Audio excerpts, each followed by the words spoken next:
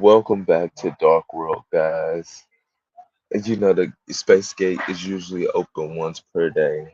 We might be able to bump it up a little bit today. It's your boy KDZ bringing you guys another Market Watch. Of course, guys, the reason why I do these videos is because I have a huge passion for trading card games. I love talking about trading card games, and I want to continue to build a community that has that same love and passion for trading card games and admiring all those gorgeous little windows as I do. And with that, of course, let's get into it. Like always, guys, we out here amongst the elements, doing our market watch outside. It is rather crisp. Um, I want to say trying to paint the picture of the feeling of the weather of the elements out here. It's not sunny, it's gray skies, as if it looks as though it's going to rain. But um, it seems the ground is wet as if it rained last night, if you will. So there's some truth to the rain being around, but with that, it creates this extremely crisp, like 60-degree cool environment, which is exceptionally nice if I do say so myself. Nevertheless, where we left off last night, we were talking about Borlo, Savage Dragon, Starlight Rare coming out of Battles of Legend Crystal Revenge, and how you can get a playset for the price of what it would cost to pull one Starlight Rare from Battles of Legend Crystal Revenge of the Borlo Savage Dragon, even though this card is getting a quarter century secret rare reprint at the end of the year in the 25th anniversary rarity collection. Which, I mean, once it gets that, it's going to have ultimate rares, collector's rares, platinum rares. It's going to have so many rarities. Like, it's going to be tough for the Starlight to hold a $200 price point. And that is a huge deal, even at 200. And people are just trying to uh, make the money that they can. They see the writing on the wall before that reprint comes down the pipe. But nevertheless, of course, guys, we're going to check in on Duelist Nexus and Battles of Legend Monsters Revenge. And of course, we're still doing the giveaway, guys. Until somebody wins it, we're going to be doing it. We got two Sword and Shield base set packs. All you got to do to enter, I know we're streaming to Twitch and YouTube, but this is a YouTube giveaway. You have to be on YouTube, go to YouTube, subscribe to the channel, which the link is in the description for you Twitch guys on Twitch. Subscribe to the YouTube channel. Be subscribed, like the video, and then comment once the live stream ends. What is one of your top 10 favorite artworks of a card from any game? And put the name of the set beside the card in the comment, and you'll be entered to win those two Sword and Shield base set packs. But of course, a lot's going on this weekend, guys. It's the Yu-Gi-Oh! World Championships, which is interesting in and itself. I feel like I'm gonna watch a little bit of it, but the format is so unique, and I don't really know all of the changes, so it's kind of hard to, predict what will be played or whatnot. But I still may tune in to see some of the best players in the world compete in this unique world format. Evo is also happening this weekend. I'm pretty sure Street Fighter 6 is going to be playable at this Evo. So I'm curious to see what people are going to be playing. I wonder if the old Mortal Kombat is going to be playable. The like Mortal Kombat 11. They might. I mean, that's the only Mortal Kombat game that they have, so they're probably going to play that.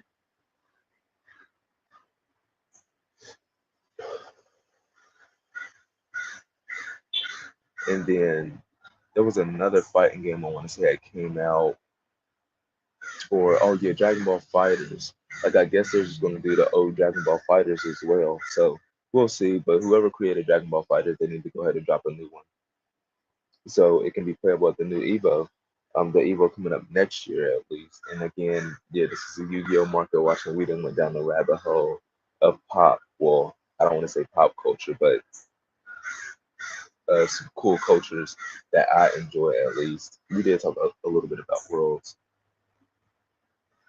but nevertheless, Let's move on with the market watch. I did see earlier today. We looked at this set yesterday. Fist of Gadgets, the Fist of the Gadgets set. We looked at it yesterday. And Brotherhood of the Fire Fist Panda, I believe there was like 24 listings around the same price, 599, market price 637. I seen it was on the front of MCO. It was like on MCO 40's thumbnail for his market watch this morning. I didn't watch the video, but I did see Panda on the front, and in his title it had Fire Fist Biax. So let's do a deeper dive on Panda real quick. Looking at it, Panda does not look like it's been bought out, so I don't understand. Maybe it was different Fire Fist cards. I know they didn't like get a call for support, but that's so interesting too that Panda pops up here because before I even started creating this market watch, before we called Nimbus and we flew through the space portal, the space gate to Dark World to bring you guys this market watch. Um, I was just watching Jujutsu Kaisen Zero, the movie, and in that movie, there's a character who is a panda, who's a cursed spirit. Now, that's so interesting that Panda happens to be the second part we look at in today's market watch. Like, that's not scripted. Like, how the connection, like, I don't know. I don't even know how to wrap my head around that concept. How a panda bear has come up twice for me in like the past 30 minutes in two different forms of media that really don't have a relation to each other. Nani?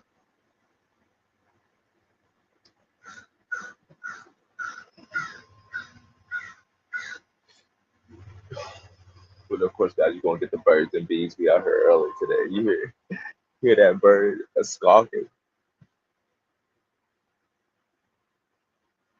Uh, I heard it. It was just like out of left field. It sounded like the crow from Black Clover. Just then. What is her name? Mira. But yeah, we had actually looked at the first deck building set that changed into the new format, Toon Chaos, yesterday as well, and we established that I think it was $900 is what it would cost to pull one collector's rare from this set. So like Cypher and Gear Gamma, even though it's limited to one, or Blackluster Soldier Envoy at the beginning, the most expensive cards in the set as collector's rares, their first editions are still on a deal. Like you essentially can get 4 copies of Blackluster Soldier Envoy at the beginning collector's rare for the price of what it would cost to pull one at the current prices of a Toon Chaos booster box. So if you want your Toon Blackluster Soldier Envoy at the beginning, now's the perfect time. With 23 listings on the market for first edition copies.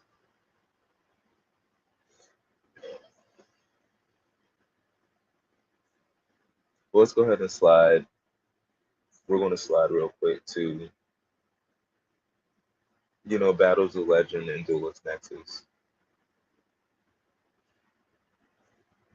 And they're pretty steady right now. Like these cards are not really budging in price. Like I said, the base price for a quarter century secret rare out of Battles of Legend Monster should be around the $180 to $200 mark. The top three are around that mark: Rebellion, Masquerade, and Zeus. Um, so you can try your luck on pulling one, or you could just pay for one outright and guarantee that you get it. Like I said, Monsters Revenge is definitely more of a set to open for quarter century secret rare than Duelist Nexus is because you're guaranteed 4 ultra rares and a secret rare in every pack at least. You're not close to guarantee that at all in Duelist Nexus, even though those are all new cards to the TCG. I don't think it's worth it to open that set for quarter century secret rares, especially considering it'll run you around $220 to pull at least one at random, and you can get like half of them. You can get like 4 copies of at least half of the quarter century secret rares in that set for the price of what it would cost to pull one. So it doesn't make any sense. And of course, guys, I'm not a financial advisor. None of this is financial advice, and This is not a financial advising channel, but I'm just giving you my insights on how I look at a part of the TCG market, a sub part, the Yu-Gi-Oh market part. Where's Lady? And if you guys listen, if you guys been with me through this journey, you would have noticed that Lady Labyrinth every day is the only card that has seen significant movement. Lady Labyrinth every day for the past week has went up, and it's now approaching that base price of what a quarter century secret rare should be in this set. And I said it back when she was $130 like 4 days ago. I said that $130 price point wasn't bad considering the base price was around 180 to 200, so you were still getting her for a great deal. Now you have four listings as low as $170 as she continues to hit that base price and prepares to hop over Sky Striker, Mobilize, Engage, and maybe even Zeus before it's all said and done, considering her how she be having motherfuckers pay her bills with that waifu tax. Like I said, she had me close to pulling the trigger, but because I have other S tier waifus, you know what I'm saying, on my team, I'm able to hold off. I got other waifus and extra rarities I can look at. So I will be patient, even though I don't believe she's going to drop in price. And interestingly enough, guys, it's starting to sprinkle out here a little bit. So we're gonna be shooting this market watch up in the rain for a little bit. As long as it don't rain no harder, we should be able to keep going. Rain to the point to where the rain starts to come onto the patio, and we gotta, save the tech. But right now we're looking pretty good. As we continue on,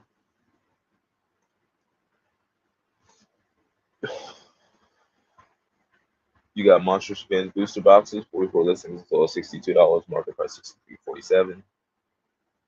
Try Edge Master has shot up to $70-$80. You got 41 listings as well as 51.98. Market price 57.65.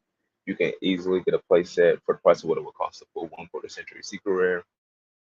So he's good price. The Dark Armed Dragon, 25 listings as well as $53. Market price 54.01. Again, you can get a play set of these for the price of what it would cost one. But this card, because of the DAD format, I truly believe is in an exceptional position. I feel like Dark Armed Dragon, similar to Water Entrenched of the Temple, if Dark Armed Dragon's Secret Rare, Ghost Rare, and Ultimate Rare had all came out in the same year with the Quarter Century Secret Rare, the Quarter Century Secret Rare would be the most expensive version of the card, or within the past 2 years of them all releasing at the same time, that would be the most expensive card. I wholeheartedly believe that. And I feel like over time, this card will appreciate in value to match the extra rarity versions of yesteryear as well as the Ghost Rare.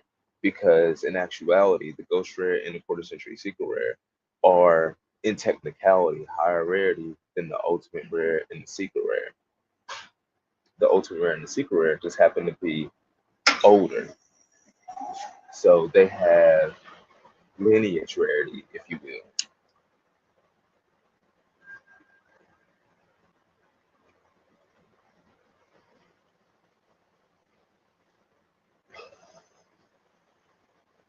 But over time, as people explore other formats, they'll see that when they want to pick up a playset of Dark Armed Dragons, the options that they have, and if the Quarter Century Secret Rare is significantly cheaper than the Ultimate Rare and the Secret Rare, then it's going to prone people to buy the Ghost Rare and the Quarter Century Secret Rare to their inventory dwindles, to their supply dwindles to the point to where their eventual price will match the demand for the lineage rarity, ultimate rare, super rare copies.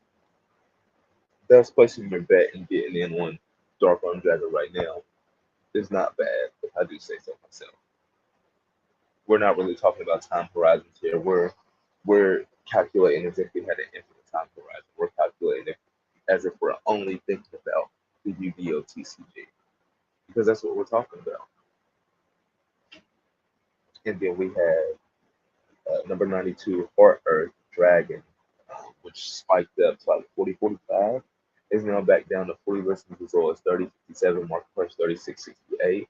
And again, with listings as this, you can get two play sets for number 92, Heart Earth Dragon, for the price of what it would cost to pull one quarter century secret rare from this set, as well as um,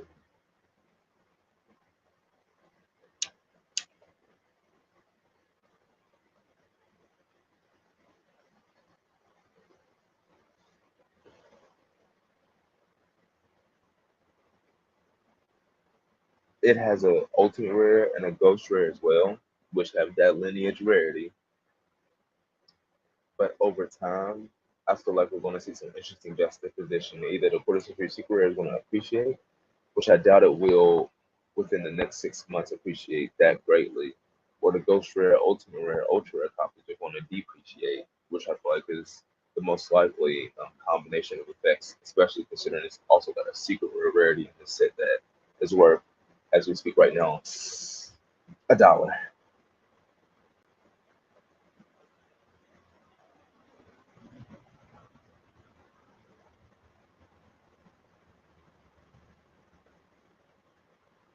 You got number 92 Heart Earth Dragon, 130 listens, low as 68 cents with a market price of 99 cents.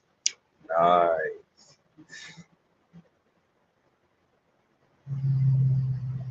The new kid on the block got people wanting to create more space, more capital. The brother of Monstrous Revenge, Duelist Nexus, comes in hard body. It doesn't look like there's been any movement in the quarter century secret rares except for it looks like Visas Retarder. 40 listings as low as $80, market price 115.57, and then Spurly Noir, which is underneath it, 27 listings as low as $109.97, market price $108.78. I can see that flipping. It seems like there isn't as much demand for Reese's Almatara as there is for Expurly Noir or Unchained Soul, Lord of Yamato.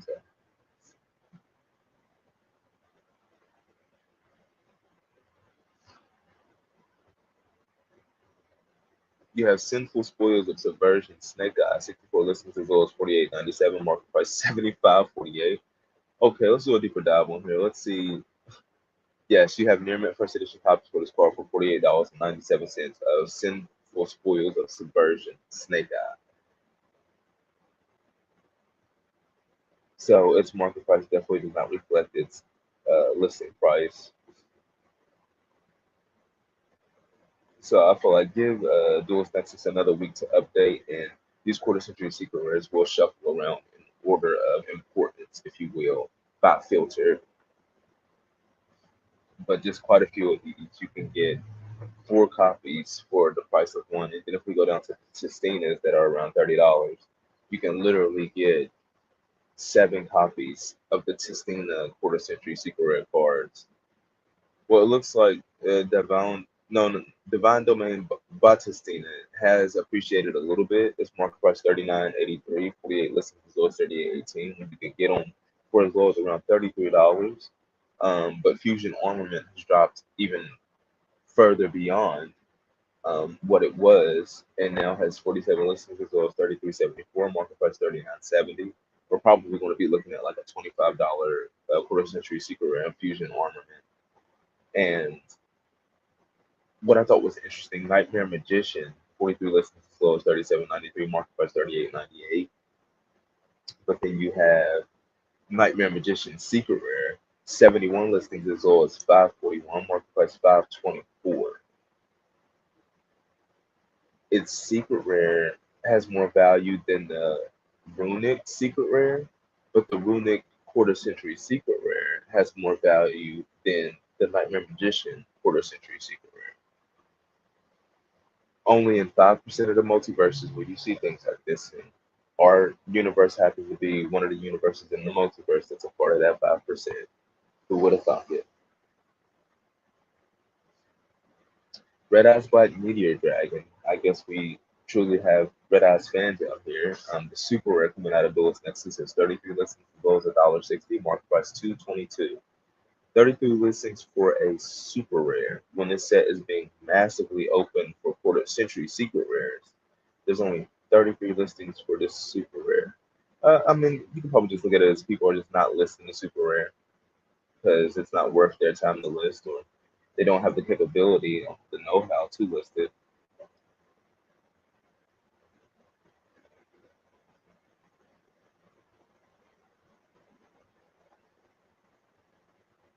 I haven't did a deeper dive on Duelist Nexus on Yu-Gi-Oh! Card Guide just yet.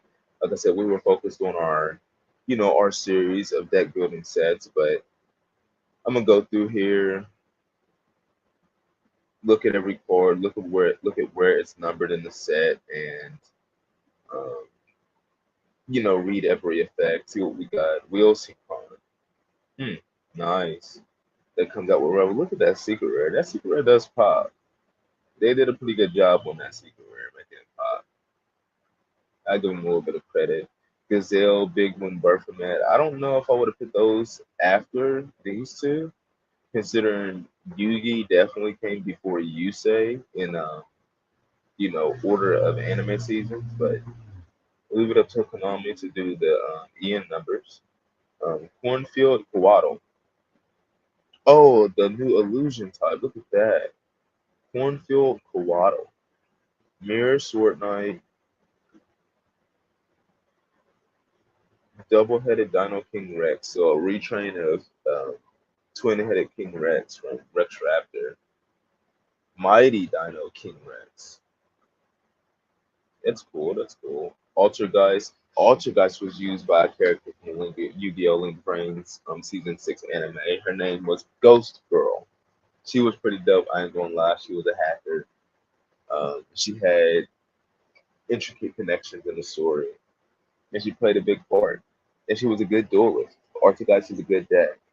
Again, another um, meta competing deck that you can see played in the Yu-Gi-Oh! Link Brains anime. Only S tier anime guys. I'll continue to preach that.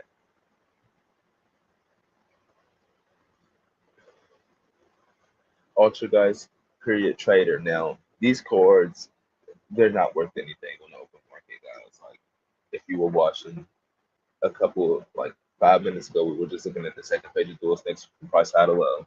And none of these cards were on that page, and cards at the bottom of that page were as low as less than $1.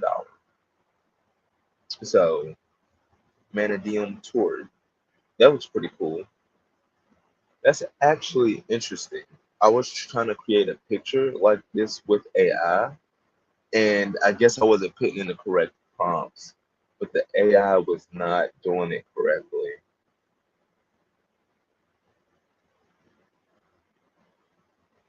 But they hit the nail on the head of what I was trying to do. That's so dope, if I do say so myself. Vita Calanta. That must have something to do with Visas.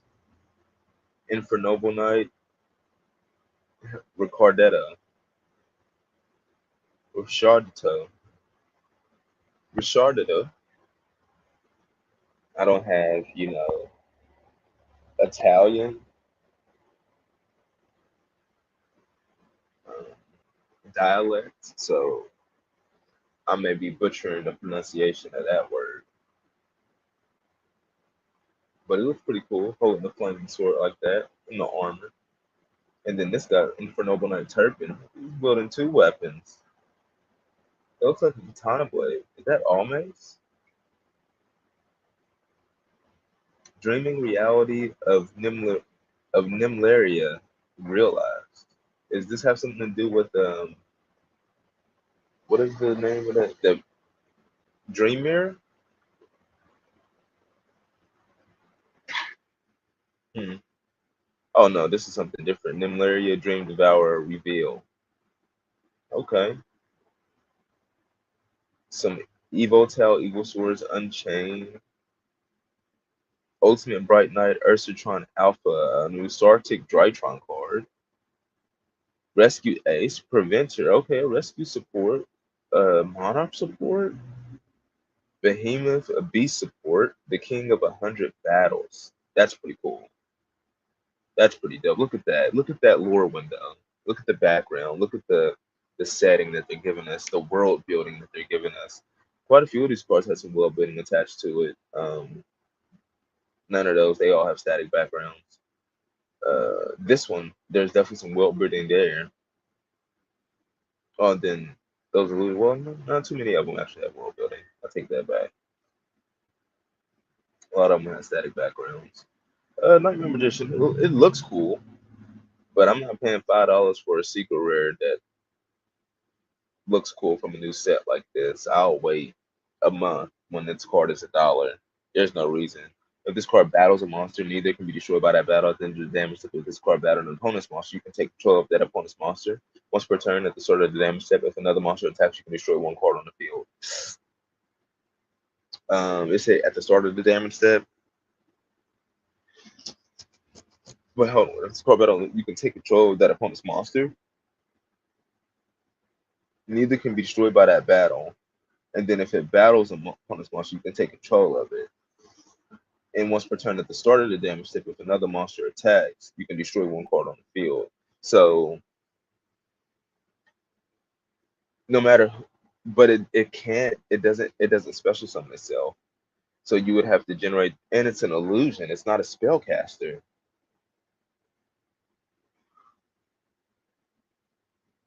Is that why people are going after it so hard about it? Because it's the first secret rare illusion monster that we have. That's like a retrain of Dark Magician. Hmm. It's almost as if they were creating a thing that can be used in a new anime by somebody who like took after Yugi, if you will. That's interesting. We'll tackle that another time, but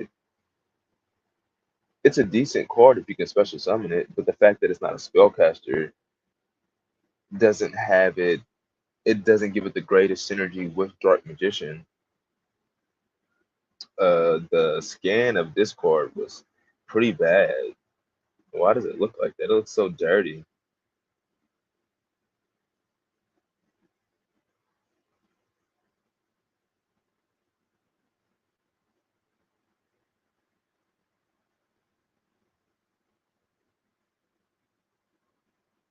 Okay, Agnimal Candle.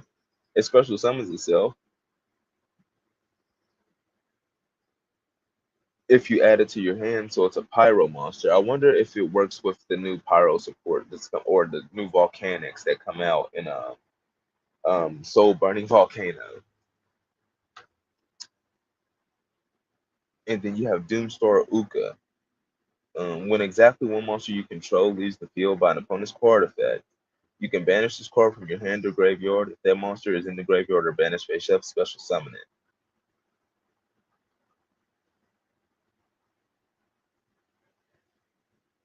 When exactly one monster you control and no other monsters leaves the battlefield by an opponent's card effect, you can banish this card from your hand or graveyard. If that monster is in the graveyard or banished face up, special summon it. Otherwise, special summon this banished card.